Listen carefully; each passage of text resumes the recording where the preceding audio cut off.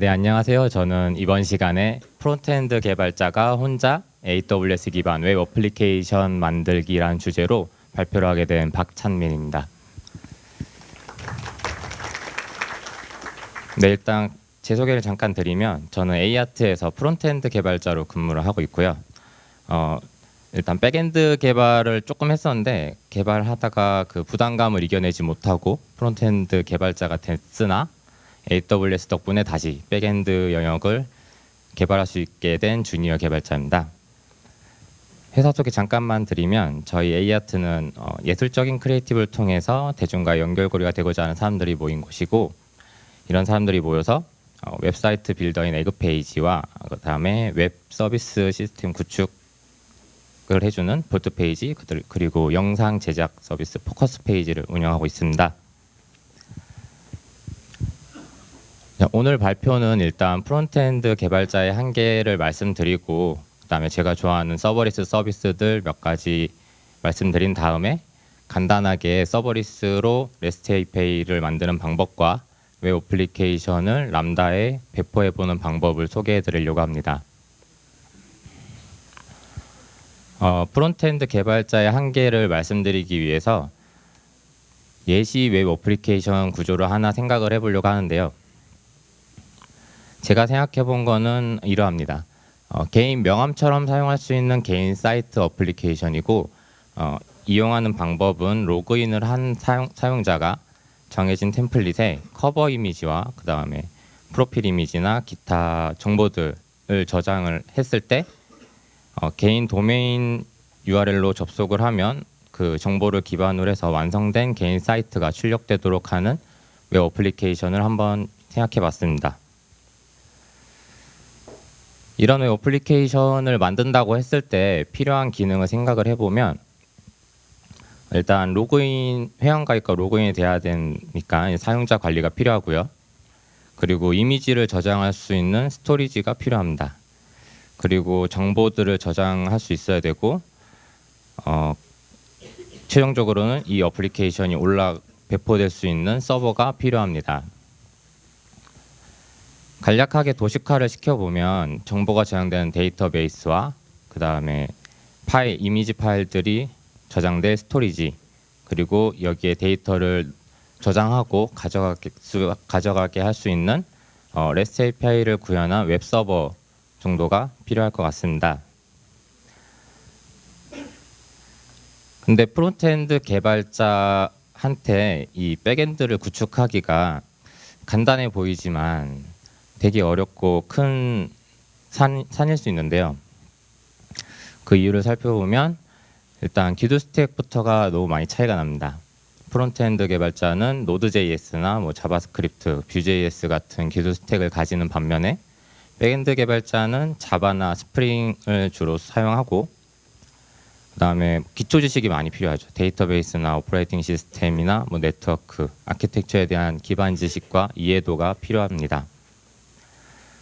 그래서 저 같은 주니어 개발자는 프론트엔드도 이제 막 적응이 되어 가는데, 백엔드를 하려고 보니까 기술 스택도 프론트엔드랑 너무 다르고, 그다음에 지식이 너무 많이 필요하고, 가장 문제가 되는 게 상용 서비스를 하려면 이제 대용량 트래픽이 왔을 때 장애 대처라든지 이런 운영상의 이슈가 너무 커서 프론트엔드 개발자 혼자서 하나의 서비스를 운영하기는 너무나 어려운 일이었습니다.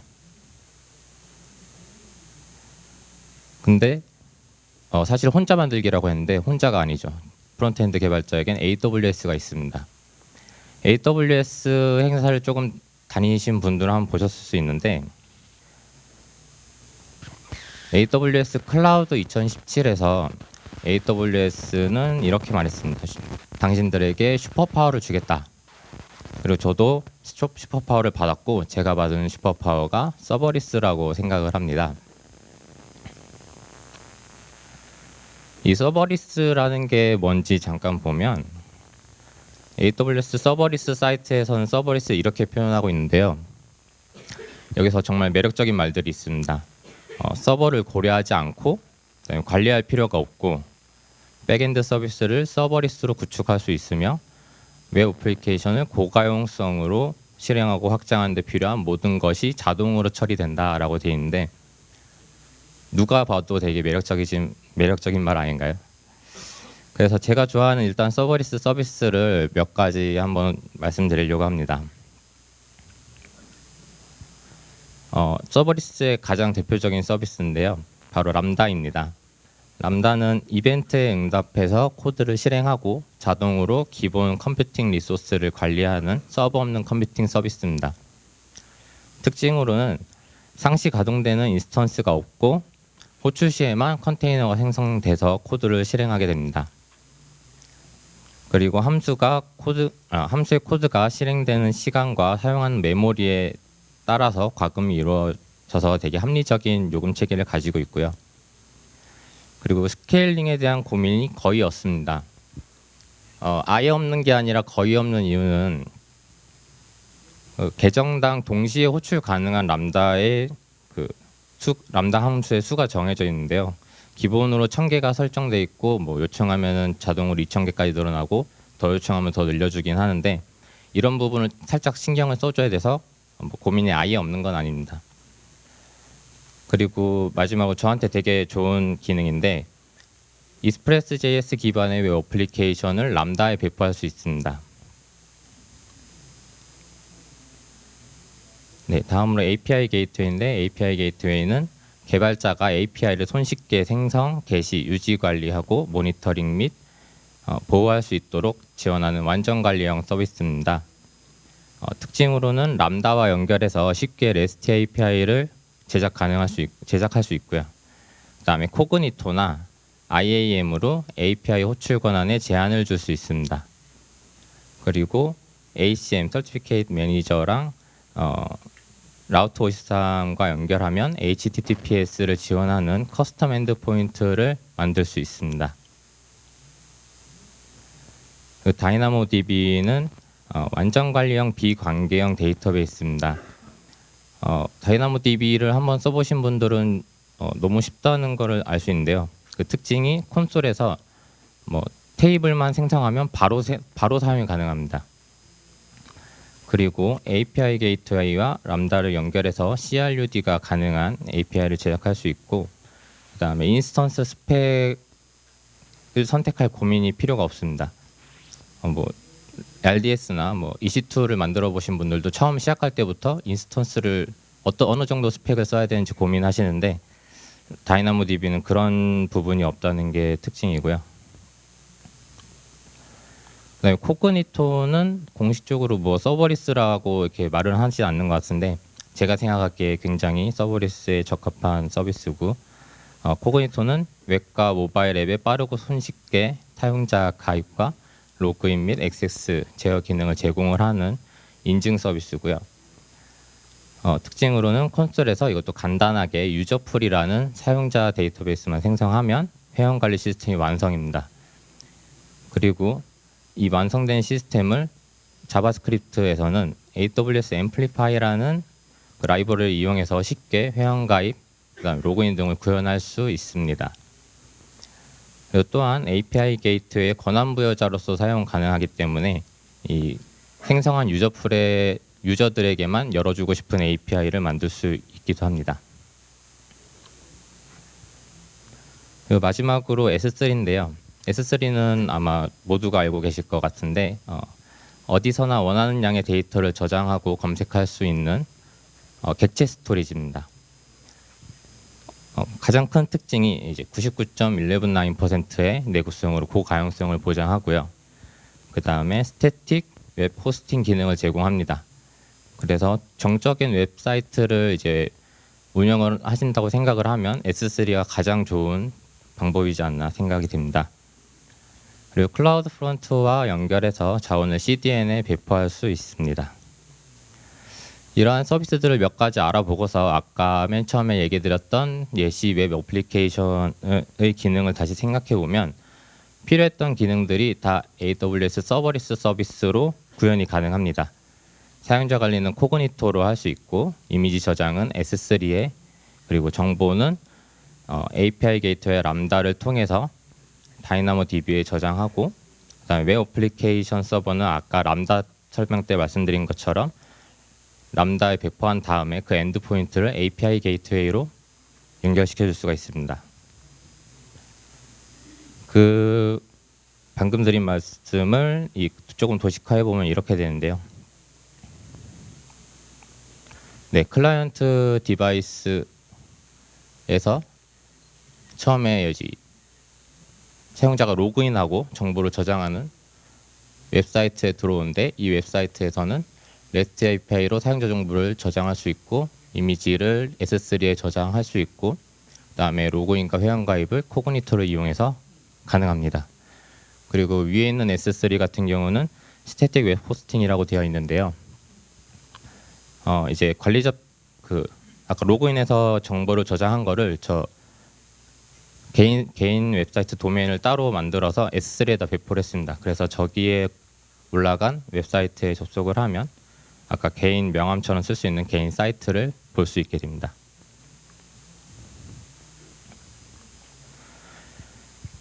그래서 간단히 일단 아까 말씀드린 두 가지를 만드는 방법을 소개해 드리려고 합니다.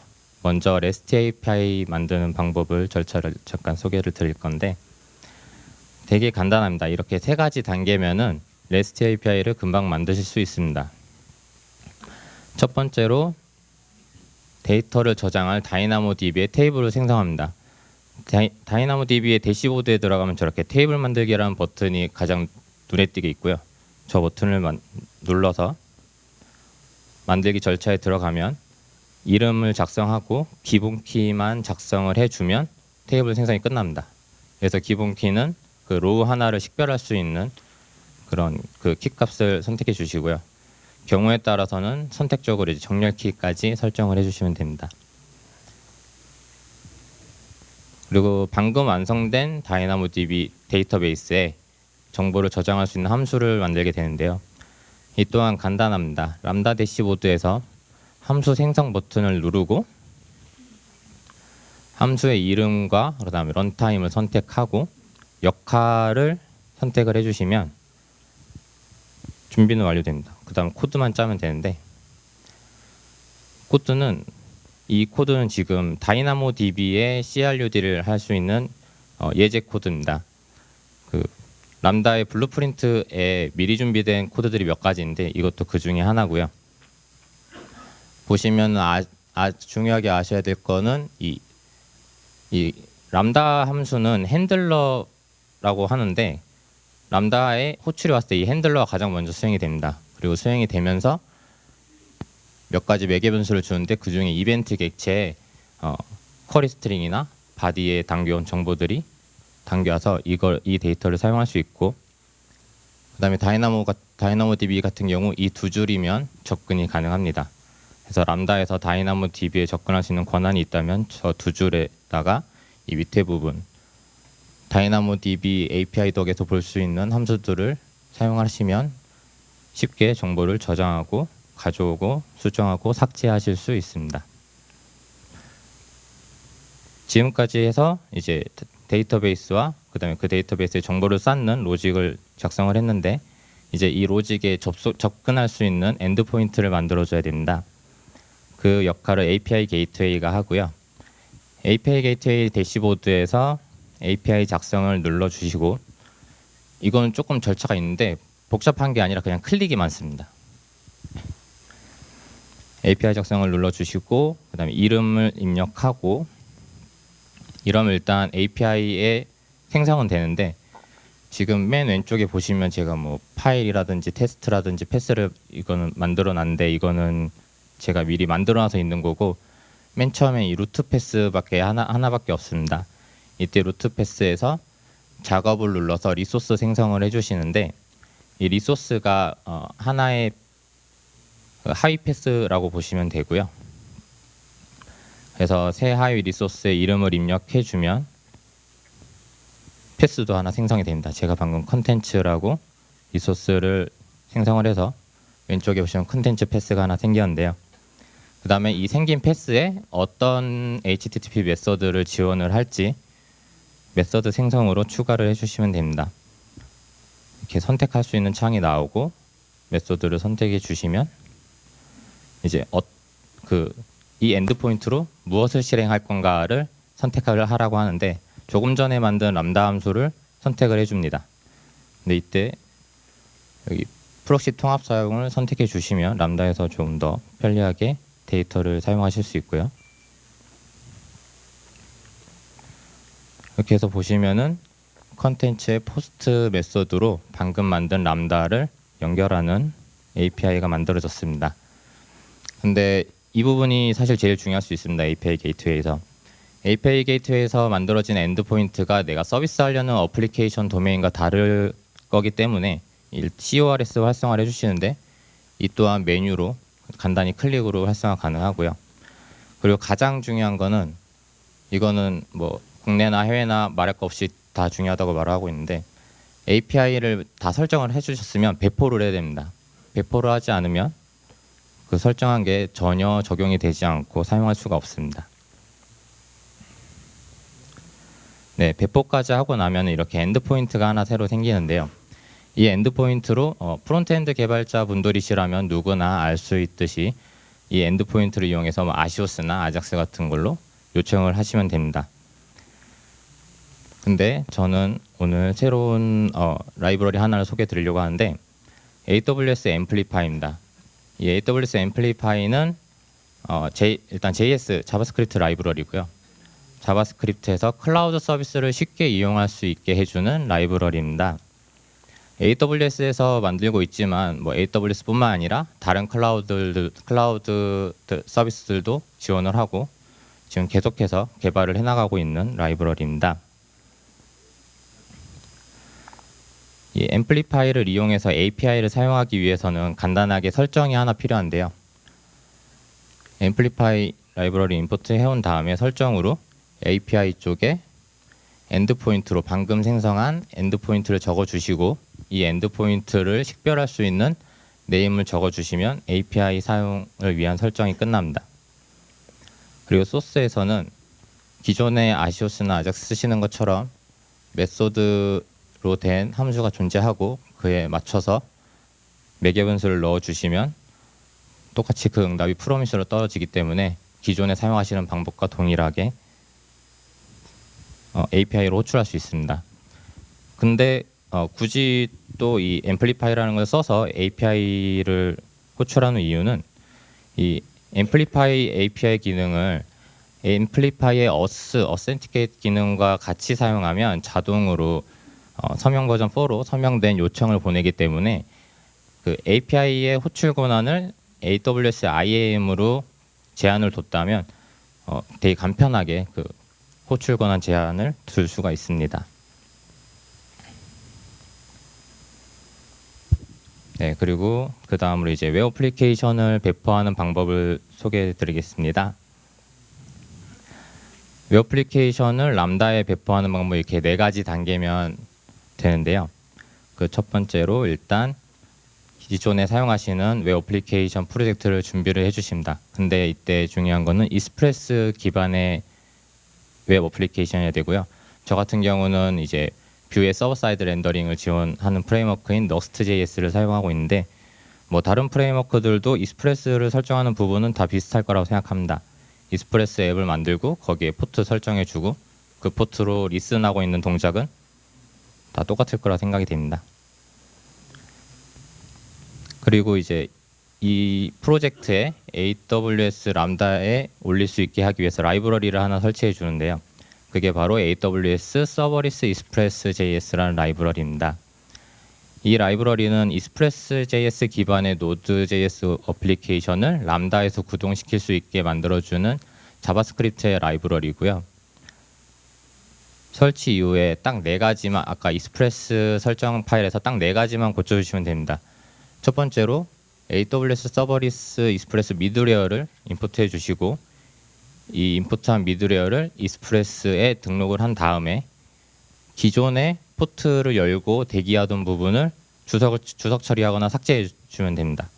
그리고 익스프레스 앱을 이 파일에서 익스포트 해버립니다. 그렇다면 이 익스프레스를 어떻게 구동하느냐가 문제인데요. 그 구동은 람다 핸들러 펑션을 이용해서 하게 됩니다. 람다는 아까 말씀드렸다시피 최초에 호출이 되면 핸들러를 먼저 수행을 하는데요. 이 핸들러에서 방금 작성한 익스프레스 앱을 가져와서 서버를 열어주는 역할을 합니다. 이 부분은 아마 이 작업을 하시게 되면 거의 다 동일하게 이렇게 짜시게 될 텐데, 밑에서 크리에이트 서버 해가지고 아까 만든 익스프레스 앱을 인자로 넘겨주면 서버가 생성되는 방법입니다. 이 가운데 있는 거는 웹 어플리케이션에서 지원하는 이제 마인 타입의 목록들을 나열해 주셔야 되기 때문에 작성이 된 거고요. 그냥 텍스트만 제공한다 그러면 이런 부분도 필요 없습니다. 이렇게 프로젝트가 준비가 되면 람다에 올려야 되는데, 기존의 람다에서 그냥 코드만 작성하게 되면 람다 콘솔에서 작성이 가능하지만, 지금은 이제 프로젝트 단위로 파일이 여러 개 있는 거기 때문에 zip 파일 업로드하는 방식으로 배포를 합니다. 그래서 프로젝트 구동에 필요한 파일들을 준비를 해서 rzip으로 이제 만들어 주시는데, 중요한 점은 아까 조금 전에 만든 이 람다.js, 람다 핸들러 파일은 그 파일 폴더 구조의 최상단에 있어야 됩니다. 그래야 람다가 저 파일을 인식을 할 수 있습니다. 그래서 rzip 파일이 준비가 되면 람다 콘솔에서 코드 입력 유형을 zip 파일 업로드로 선택해 주시고, 그다음에 업로드를 눌러서 방금 rzip한 파일을 선택해 줍니다. 그리고 또 한 가지 중요한 게, 제가 핸들러 펑션의 이름을 람다.js라고 했는데 이 부분을 핸들러 이름하고 맞춰 주셔야 됩니다. 이 부분이 방금 그 람다.js를 람다가 인식하는 부분이고요. 그리고 배포가 됐으니까 이 웹 어플리케이션에 접근하기 위해서는 URL이 하나 필요하겠죠. 그래서 그 역할을 API 게이트웨이로 해주시는데, 아까 API 게이트웨이 만들 때랑 똑같습니다. 리소스 생성하고 메서드 생성하면 되는데, 조금 다른 점은 루트 패스에 any 메서드라는 걸 하나 생성해 주시고, 하이 패스로는 그냥 프록시 리소스만 하나 추가해 주시면 됩니다. 근데 뭐 별다른 건 아니고, 아까 리소스를 생성할 때 프록시 리소스 구성이라는 게 있는데, 이것만 체크를 하시면 밑에 값들을 알아서 채워지고, 확인만 누르면은 이 프록시 리소스가 하나 생성이 됩니다. 그리고 여기에도 any 메서드만 만들어 주신 다음에 CRUD가 아니라 CORS 활성화만 해주시면 일단 API 게이트웨이 준비도 끝납니다. 이거 하나 중요한데요. 아까 이게 웹 어플리케이션이기 때문에 그 서버로 이미지나 뭐 다른 이진 파일들이 전송이 되고 하는데, 그렇기 때문에 그게 이제 API 게이트웨이를 통하기 때문에 API 게이트웨이에서도 그 이진 미디어 형식을 추가해 주셔야 됩니다. 간편하게 별/별을 넣어 주시면 됩니다.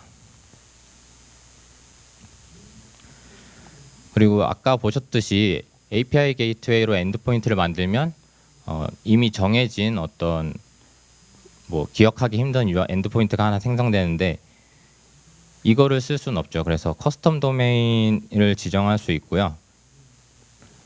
커스텀 도메인에서 원하는 도메인을 입력해 주시고, 이때 ACM 인증서가 하나 필요합니다. 인증서는 ACM에서 무료로 발급 가능하기 때문에 쉽게 만들고 쉽게 적용하시면 되고, 그 다음에 그렇게 해서 이 사용자 지정 도메인을 생성하시면 여기 가운데에 클라우드 프론트 도메인이 생성이 되는데, 이 클라우드 프론트 도메인을 라우트 53에서 이제 알리아스로 타겟에 넣어주시면 커스텀 도메인이 완성이 됩니다.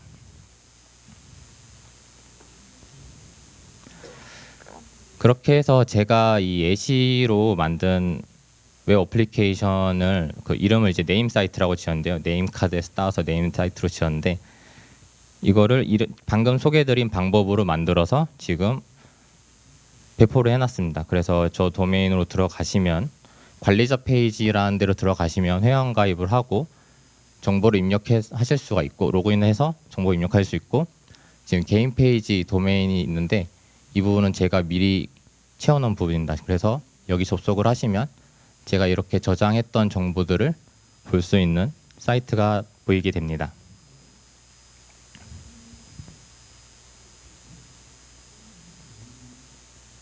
네, 제 발표는 일단 여기까지인데요. 지금 여기서 하나 말씀드리고 싶은 게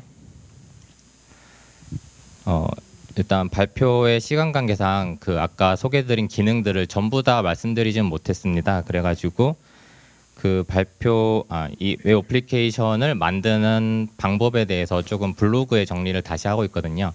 그래서 블로그에 좀 더 디테일한 사진과 디테일한 설명을 가지고 좀 한 6, 7편의 시리즈로 포스팅을 하고 있으니까요.